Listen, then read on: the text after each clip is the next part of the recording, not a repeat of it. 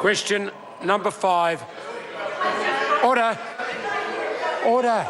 Order. Called Todd Muller.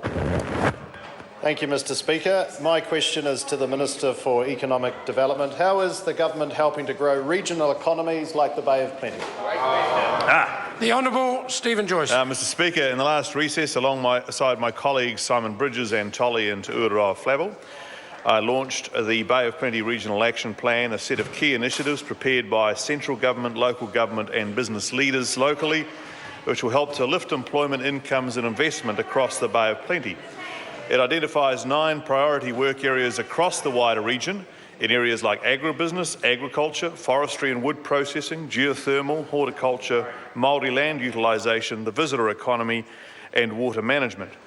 The Bay of Plenty region is now growing well as a result of the recovery from the kiwi fruit PSA crisis and the rapidly growing tourism industry. This action plan will help ensure the growth is maintained and extended to all parts of that region. Supplementary. Supplementary question, Todd Muller.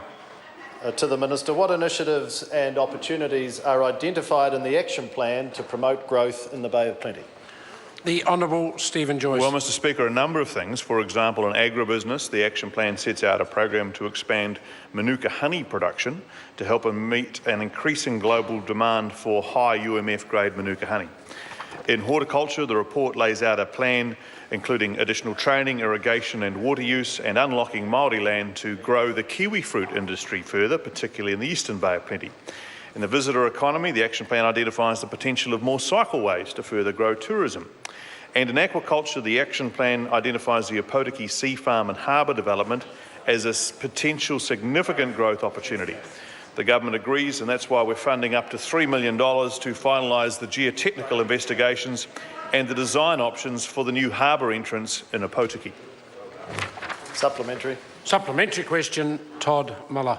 To the Minister, what else is the government doing to help grow regional economies?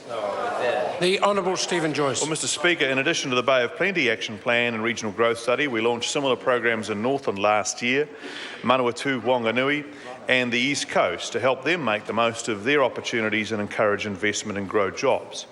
We're investing in critical infrastructure like ultra-fast and rural broadband and national and regional roading projects. We're rolling out the Regional Business Partner Network and regional business hubs to make it easier for businesses to access help they need.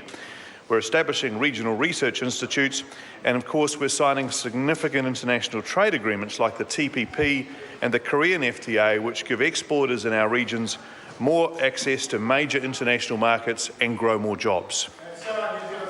I'll be quiet. Order. Order. Order. We'll have the general debate tomorrow.